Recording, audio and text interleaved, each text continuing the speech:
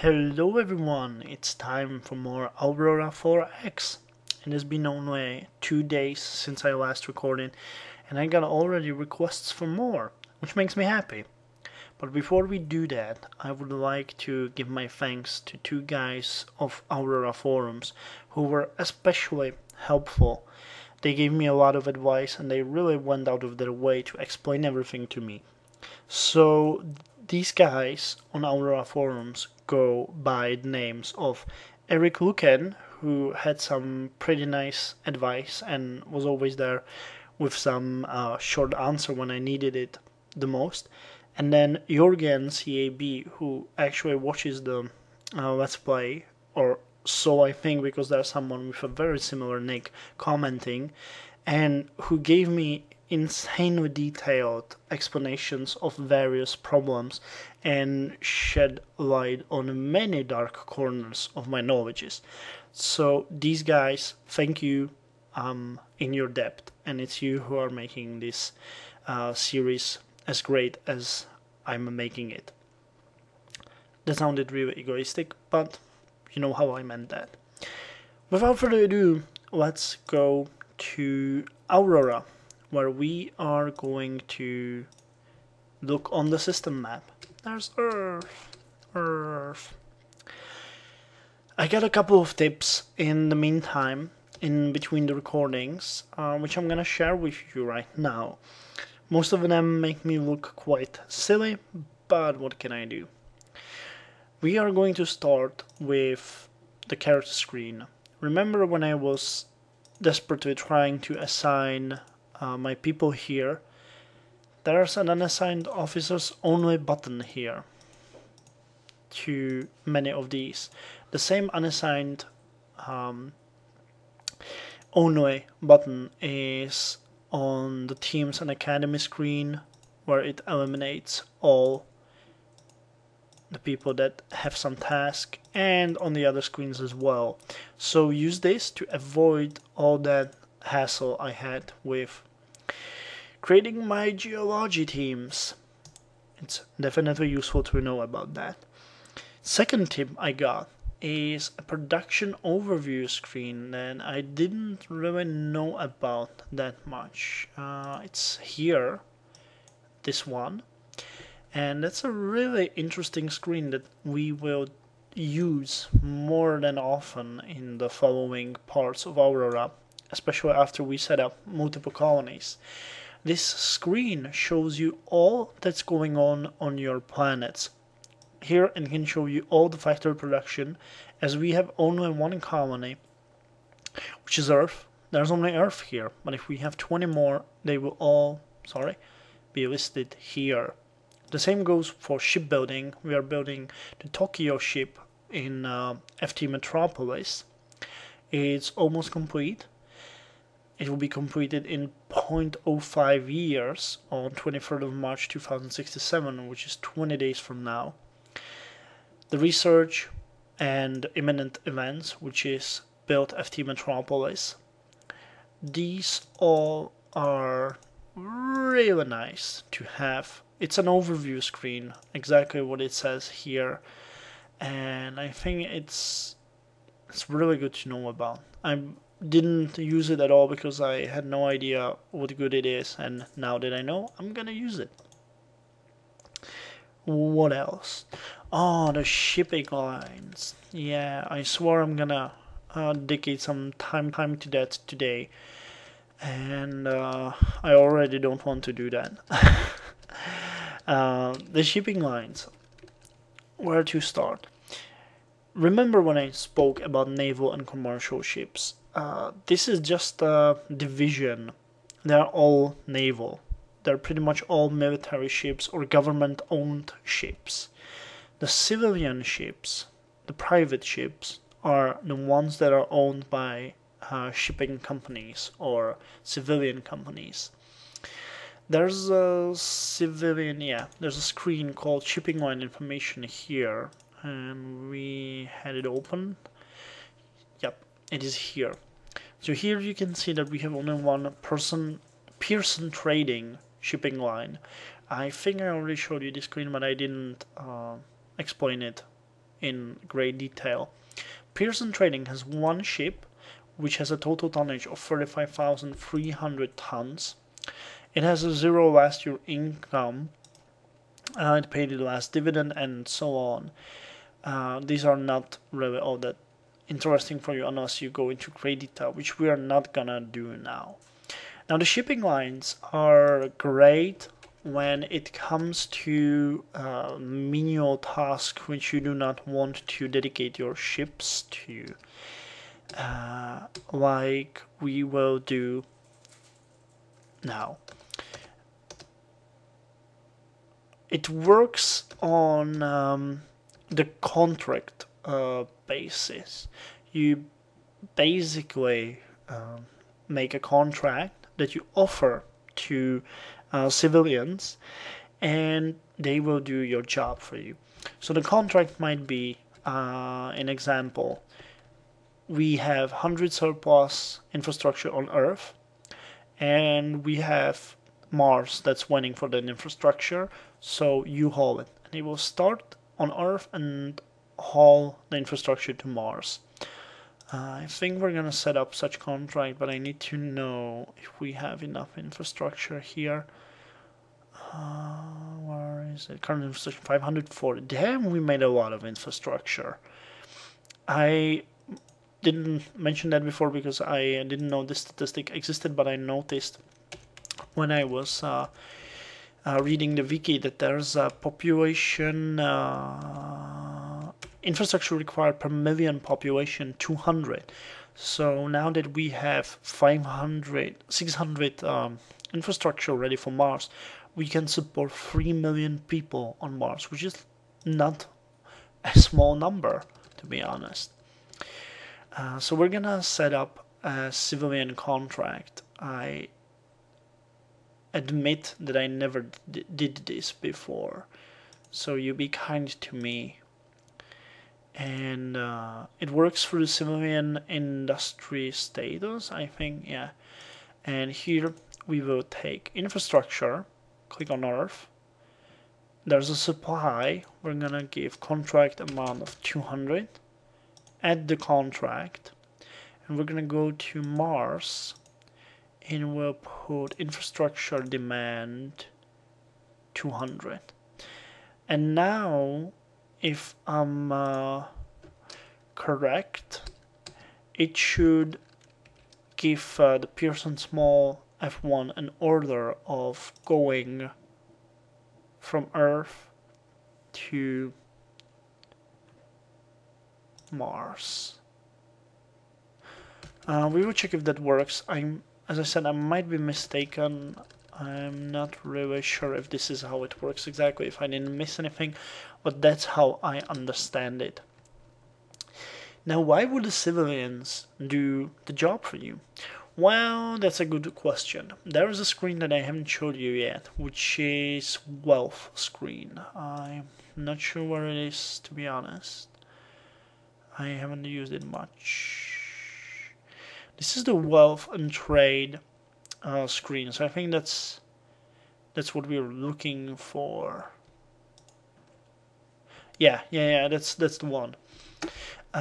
This shows how much you earn and how much you pay in the currency of the game.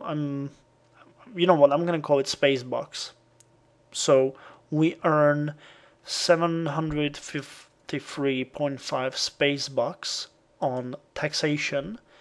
We earn 3.3 space bucks on our financial centers, which is total 756.8 space bucks.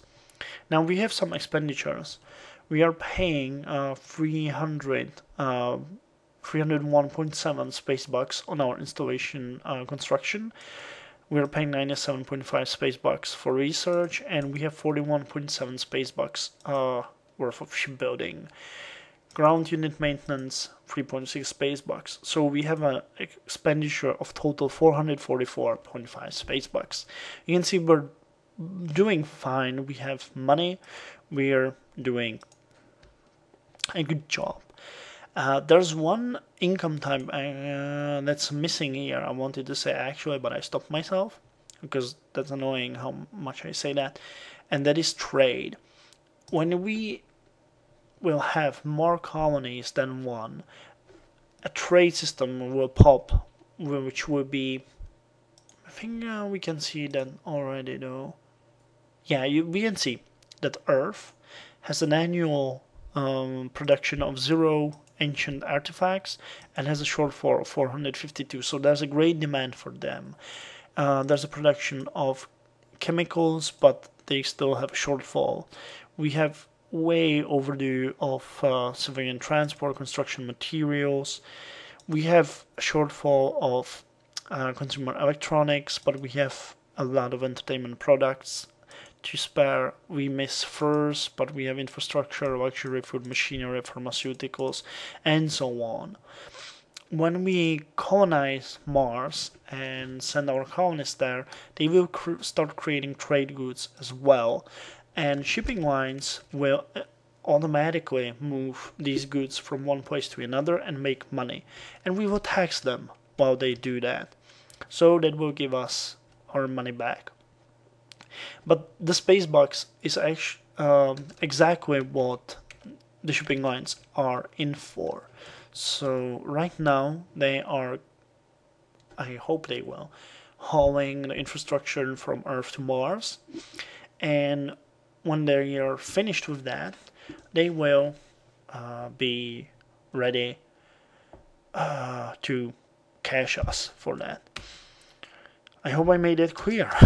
it's a bit complicated system based on a very few things that are understandable. If you have any questions for that, just let me know. Okay, I think we can get back to playing. This was important to say, and yeah, let's look at our fleet orders. So we have Geosurvey Task Group 1, Bosporan Kingdom, and Geosurvey Task Group 2, which is doing Geosurvey.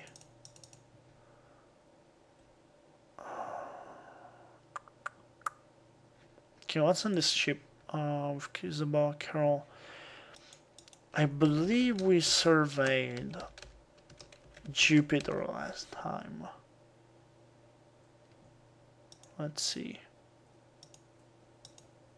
Yeah, we surveyed Jupiter, but we haven't surveyed Saturn. So I'm gonna send this ship, the Geosurvey Task Group 2, to survey Saturn and all of its moons. And off they go. In the meantime, we are shipping, I'm gonna get rid of this.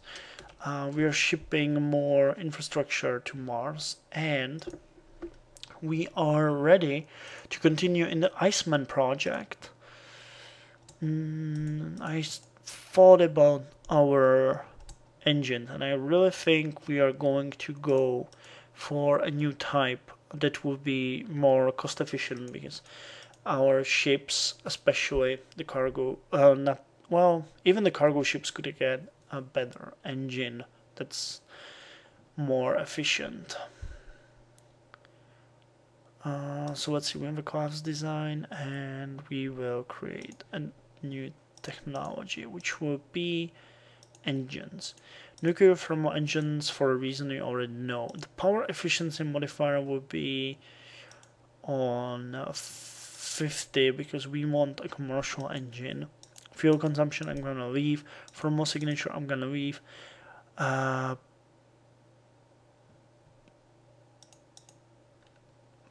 But wait, I said it wrong. We're gonna go with engine size of 25, which should be the size of the engines we already have. But we're going to go with a fuel consumption of 0.50.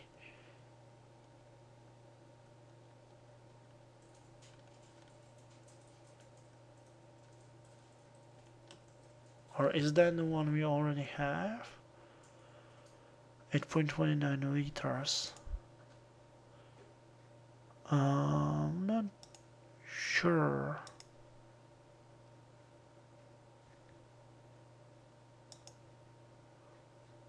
Fuel use.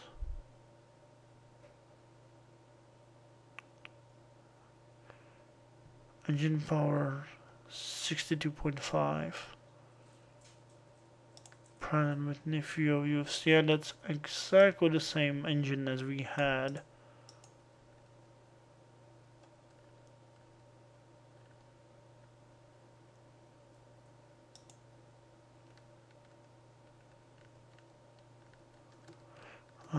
But we could go, this is 62.5 with 8 liters, this is 125, 11 liters. We could give it, it would be a very large engine that would be very cost efficient.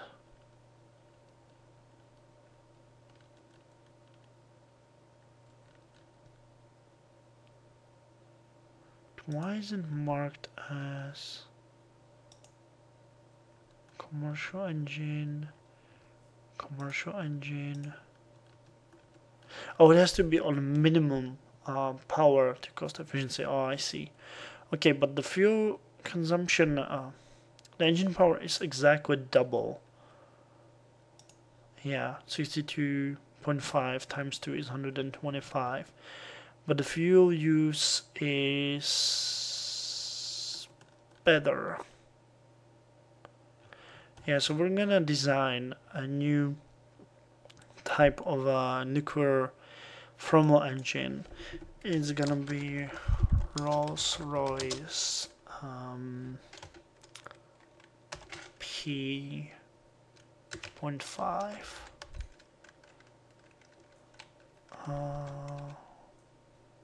Wait, how did I name this? I need to learn to name them the same.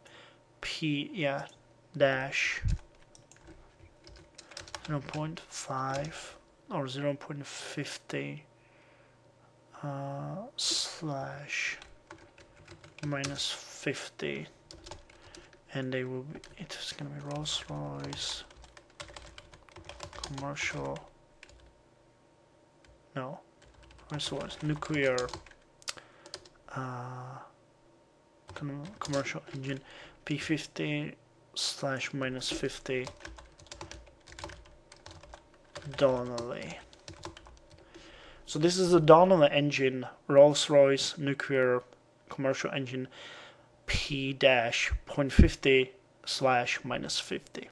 So I'm gonna create this project and we will have it researched, though I don't know really how to do that.